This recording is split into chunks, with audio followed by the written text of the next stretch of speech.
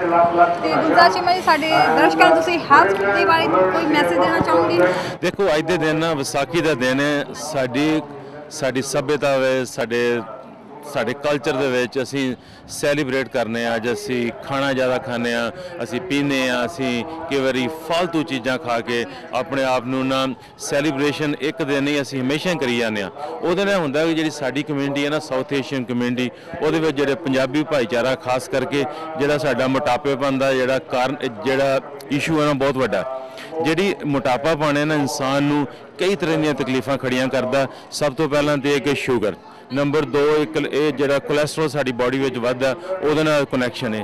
ਤੀਸਰਾ ਜਿਹੜਾ ਇਹਨਾਂ ਦਾ ਬਲੱਡ ਪ੍ਰੈਸ਼ਰ ਨਾਲ ਕਨੈਕਸ਼ਨ ਹੈ। ਚੌਥਾ ਜਿਹੜਾ ਨਾ ਬੰਦਾ ਲੈਥਾਰਜਿਕ ਹੋ ਜਾਂਦਾ, ਕੰਮ ਨਹੀਂ ਕਰ ਸਕਦਾ, ਰਿਲੈਕਸ ਨਹੀਂ ਹੋ ਸਕਦਾ। ਤੇ ਉਸ ਤੋਂ ਇਲਾਵਾ ਜਿਹੜਾ ਮੋਟਾਪਾ ਪਾਣੇ ਉਹਦੇ ਬਾਰੇ ਇਹ ਵੀ ਕਿਹਾ ਗਿਆ ਕਿ ਕਈ ਤਰ੍ਹਾਂ ਦੀਆਂ ਕੈਂਸਰ ਦੀਆਂ ਜਿਹੜੀਆਂ ਬਿਮਾਰੀਆਂ ਉਹਨਾਂ ਨਾਲ ਵੀ ਇਹਦਾ ਕਨੈਕਸ਼ਨ ਹੈ। ਸੋ ਮੋਟਾਪੇਪਨ ਤੇ ਕੰਟਰੋਲ ਕਰਨ ਵਾਸਤੇ ਜਿਹੜੀ ਸਾਡੀ ਪੰਜਾਬੀ ਸਾਡੀ ਸੱਭਿਅਤਾ ਦੀ ਸਾਡੀ ਕਲਚਰ ਦੀ ਹਜ਼ਾਰਾਂ ਸਾਲਾਂ ਤੋਂ ਜਿਹੜੀ ਅਸੀਂ ਡਾਈਟ ਲੋਕ ਖਾਂਦੇ ਸੀ ਇੰਡੀਆ ਦੇ ਵਿੱਚ, ਉਹ ਡਾਈਟ ਬਹੁਤ ਵਧੀਆ। ਉਹਦੇ ਵਿੱਚੋਂ ਜਿਹੜਾ ਨਾ ਬੈਲੈਂਸ ਰੱਖੋ ਆਪਣੀ ਡਾਈਟ ਨੂੰ।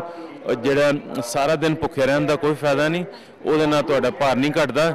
ਆਪਣੀ ਜਿਹੜੀ ਬੈਲੈਂਸ ਡਾਈਟ ਲਓ, ਕਾਰਬੋਹਾਈਡਰੇਟ, ਪ੍ਰੋਟੀਨ ਤੇ ਜਿਹੜੇ ਫੈਟਸ ਨੇ ਉਹਨਾਂ ਨੂੰ ਇਸ ਹਿਸਾਬ ਨਾਲ ਤੁਸੀਂ ਯੂਜ਼ ਕਰਨਾ ਕਿ ਜਿਹਦੇ ਨਾਲ ਤੁਹਾਡਾ ਜਿਹੜਾ ਨਾ ਭਾਰ ਜਿਹੜਾ ਨਾ ਮੇਨਟੇਨ ਰੱਖੇ। ਫਾਰ ਐਗਜ਼ਾਮਪਲ ਕਿ ਜਿਸ ਤਰ੍ਹਾਂ ਹੁਣ ਜੇ ਮੇਰੀ ਹਾਈਟ ਹੈ 5.5 ਫੁੱਟ ਤੇ 10 ਇੰਚ, ਤੇ ਜੇ ਮੇਰਾ ਭਾਰ ਚਾਹੀਦਾ ਕਮ ਸੇ ਕਮ 170 ਪਾਉਂਡ, ਤੇ ਜੇ ਮੇਰਾ ਭਾਰ ਵਧਿਆ 170 ਤੋਂ ਜ਼ਿਆਦਾ ਤੇ ਮੈਨੂੰ ਉਹਨੇ ਪ੍ਰੋਬਲਮ ਖੜੀ ਕਰਨਾ। ਸੈਕੰਡ ਹੈ ਕਿ ਜਿਹੜੀ ਸਾਡੀ ਸਾਊਥ ਏਸ਼ੀਅਨ ਪੰਜਾਬੀ ਭਾਈਚਾਰੇ ਵਿੱਚ ਜਿਹੜਾ ਸਾਡਾ ਪੇਟੀ ਦਾ ਸਾਈਜ਼ ਹੈ ਨਾ ਉਹ ਬੰਦਿਆਂ ਦਾ ਚਾਹੀਦਾ 90 ਤੱਕ ਤੇ ਲੇਡੀ ਦਾ ਚਾਹੀਦਾ 80 ਤੱਕ।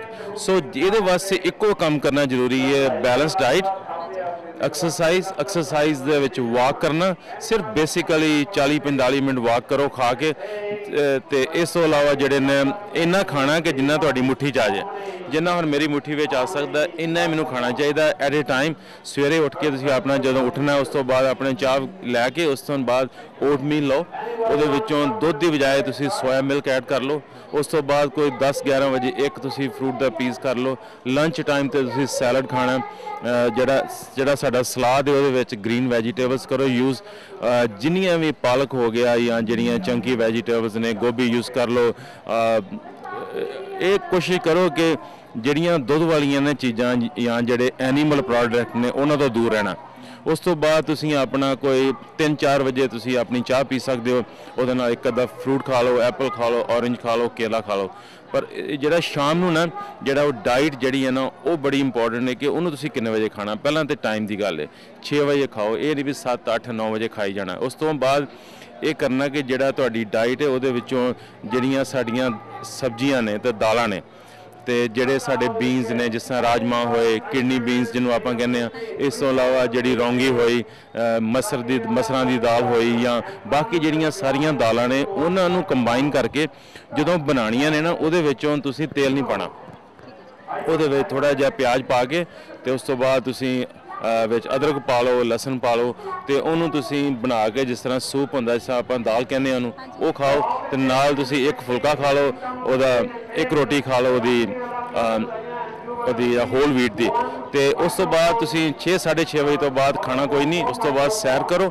ਇਹ ਜਿਹੜਾ ਡਾਈਟ ਹੈ ਨਾ ਜੇ ਤੁਸੀਂ ਕਰੋਗੇ, ਆਮ ਜਿਹੜਾ ਬੰਦਾ, ਮੈਂ ਉਹਦੇ ਵਾਸਤੇ ਗੱਲ ਕਰਨਾ ਪਿਆ ਜਿਹੜੇ 40-45 ਸਾਲ ਦੇ ਉਹਨਾਂ ਵਾਸਤੇ ਡਾਈਟ ਹੈ।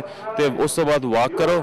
ਵਾਕ ਬੜੀ ਇੰਪੋਰਟੈਂਟ ਹੈ, ਪਰ ਜਿਹੜੀ ਬੈਲੈਂਸ ਰੱਖਣਾ ਨਾ ਤੁਹਾਨੂੰ ਜਿਹੜਾ ਜਿਸ ਟਾਈਮ ਤੇ ਤੁਸੀਂ ਖਾਣਾ ਉਹ ਟਾਈਮ ਤੁਹਾਡਾ ਫਿਕਸ ਹੋਣਾ ਚਾਹੀਦਾ। ਸਾਨੂੰ ਜਿਹੜੀ ਸਾਡੀ ਸਭਿਅਤਾ ਵਿੱਚ ਜਦੋਂ ਅਸੀਂ ਗਰੋ ਅਪ ਹੋਏ ਸੀ ਉਦੋਂ ਹੁੰਦਾ ਸੀ ਪੋਰਸ਼ਨ ਮਿਲਦਾ ਸੀ। ਮਾਂ ਬਾਪ ਨੇ ਕਹਿਣਾ ਵੀ ਤੁਹਾਨੂੰ ਇੰਨਾ ਹੀ ਮਿਲਣਾ, ਤੇ ਸਾਡੇ ਮਦਰ ਨੇ ਕਹਿਣਾ ਵੀ ਆਹ ਤੁਹਾਡਾ ਹਿੱਸਾ ਸਾਰਿਆਂ ਦਾ।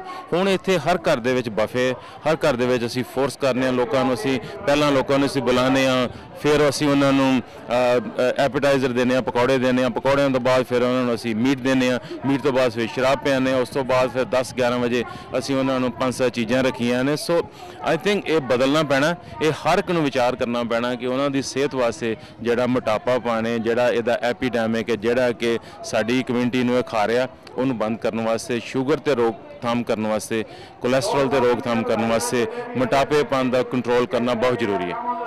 ਕੁਐਸਚਨ ਹੈ ਗੁਲਜ਼ਾਰ ਸ਼ਰਮਾ ਜੀ, ਜਿਵੇਂ ਬਹੁਤ ਸਾਰੇ ਲੋਕ ਸਵੇਰ ਨੂੰ ਵਾਕ ਕਰਦੇ ਨੇ, ਯੰਗ ਕਰਦੇ ਨੇ, ਮਿਡਲ ਏਜ ਜਾਂ ਬਜ਼ੁਰਗ, ਵੀ ਕੋਈ ਖਾਸ ਮੈਸੇਜ ਦੇਣਾ ਚਾਹੁੰਦੇ ਵੀ ਭੁੱਖੇ ਢਿੱਡ ਕਰਨ ਵਾਕ ਜਾਂ ਖਾ ਕੇ ਆਪਣਾ ਬ੍ਰੇਕਫਾਸਟ ਕਰਕੇ? ਜਿਹੜਾ ਵਾਕ ਕਰਨਾ ਨਾ ਉਹਦਾ ਕੋਈ ਟਾਈਮ ਨਹੀਂ ਹੈਗਾ। ਜਿਸ ਆਦਮੀ ਕੋਲ ਜਿਸ ਟਾਈਮ ਤੇ ਟਾਈਮ ਹੈਗਾ ਉਹ ਵਾਕ ਕਰ ਸਕਦੇ ਨੇ, ਪਰ ਜਿਨ੍ਹਾਂ ਨੇ ਮੀਲ ਖਾ ਲਿਆ ਜ਼ਿਆਦਾ, ਸਪੋਜ਼ ਵੀ ਜਿਹੜਾ ਬੈਲੈਂਸ ਡਾਈਟ ਖਾਣ ਤੋਂ ਬਾਅਦ ਵੀ ਸ਼ਾਮ ਨੂੰ ਆਪਣਾ ਵਾਕ ਕਰ ਲਓ, ਅੱਧਾ ਪੌਣਾ ਘੰਟਾ ਵਾਕ ਕਰ ਲਓ, ਦੁਪਹਿਰਾਂ ਵੇਲੇ ਕਰ ਲਓ, ਘਰ ਦੇ ਵਿੱਚ ਐਕਟੀਵਿਟੀ ਕਰ ਲਓ, ਸਮਰ ਟਾਈਮ ਦੇ ਵਿੱਚ ਘਾਹ ਕੱਢ ਲਓ, ਘਰ ਦੇ ਵਿੱਚ ਸਫਾਈ ਕਰ ਲਓ। ਮਾਰਨਿੰਗ ਟਾਈਮ ਜਿਹੜਾ ਨਾ ਆਪਣਾ ਚਾਹ ਪੀ ਕੇ ਵਾਕ ਕਰ ਲੈਣ, ਕੋਈ ਹਰਜ ਨਹੀਂ। ਜਿਹੜਾ ਮਾਰਨਿੰਗ ਦਾ ਜਿਹੜਾ ਬ੍ਰੇਕਫਾਸਟ ਹੈ ਨਾ ਬਹੁਤ ਹੀ ਜ਼ਰੂਰੀ ਹੈ। ਬਾਕੀ ਇਹ ਵੀ ਜਿਹੜਾ ਹੁਣ ਅਗਲੇ ਕਿਸੇ ਪ੍ਰੋਗਰਾਮ ਵਿੱਚ ਡਿਸਕਸ ਕਰਾਂਗੇ, ਬੱਚਿਆਂ ਵਾਸਤੇ, ਛੋਟੇ ਬੱਚਿਆਂ ਵਾਸਤੇ ਕਿਹੜੀ ਚੀਜ਼ ਦੀ ਜ਼ਰੂਰਤ ਹੈ, ਬਜ਼ੁਰਗਾਂ ਵਾਸਤੇ ਕਿਹੜੀ ਚੀਜ਼ ਚਾਹੀਦੀ ਹੈ। ਇਸ ਤੋਂ ਇਲਾਵਾ ਜਿਹੜੇ ਅਸੀਂ ਸਾਰੇ ਲੋਕ ਹਨ, ਸਾਨੂੰ ਮਲਟੀ ਵਾਈਟਾਮਿਨਸ ਦੀ ਬੜੀ ਜ਼ਰੂਰਤ ਹੈ, ਉਹਦੇ ਬਾਰੇ ਸਪੈਸੀਫਿਕ ਕਰਾਂਗੇ ਟੌਪਿਕ। ਪਰ ਇੰਨਾ ਧਿਆਨ ਰੱਖੋ ਕਿ ਜਿਹੜਾ ਵਾਈਟਾਮਿਨ ਸੀ ਹੈ ਉਹ ਲੈਣਾ, ਜਿਹੜਾ ਵਾਈਟਾਮਿਨ ਡੀ ਹੈ ਉਹ ਲੈਣਾ, ਕੈਲਸ਼ੀਅਮ ਲੈਣਾ। ਉਹਦੀ ਜਿਹੜੀ ਕੁਆਂਟੀਟੀ ਹੈ ਏਜ ਟੂ ਏਜ ਕਰਦੀ ਹੈ, ਵੈਰੀ ਡਿਪੈਂਡ ਕਰਦਾ ਵੀ ਤੁਹਾਡੀ ਕਿੰਨੀ ਉਮਰ ਹੈ। ਸੋ ਆਪਣੇ ਡਾਕਟਰ ਨਾਲ, ਫੈਮਿਲੀ ਡਾਕਟਰ ਨਾਲ ਕੰਸਲਟ ਕਰੋ, ਉਹਨਾਂ ਕੋਲ ਇਨਫੋਰਮੇਸ਼ਨ ਲੈ ਕੇ ਫਾਰਮਾਸਿਸਟ ਨਾਲ ਗੱਲ ਕਰੋ, ਤੇ ਜਿਹੜੀ ਵੀ ਤੁਸੀਂ ਚੀਜ਼ ਆਪਣੇ ਅੰਦਰ ਖੜਨੀ ਹੈ, ਤੁਸੀਂ ਖਾਣੀ ਹੈ, ਉਹਨੂੰ ਸੋਚੋ, ਵਿਚਾਰੋ ਕਿ ਇਸ ਤੋਂ ਪਹਿਲਾਂ ਕਿ ਤੁਸੀਂ ਉਹਨੂੰ ਖਾਈ ਜਾਓ। Thank you so much. Thank you.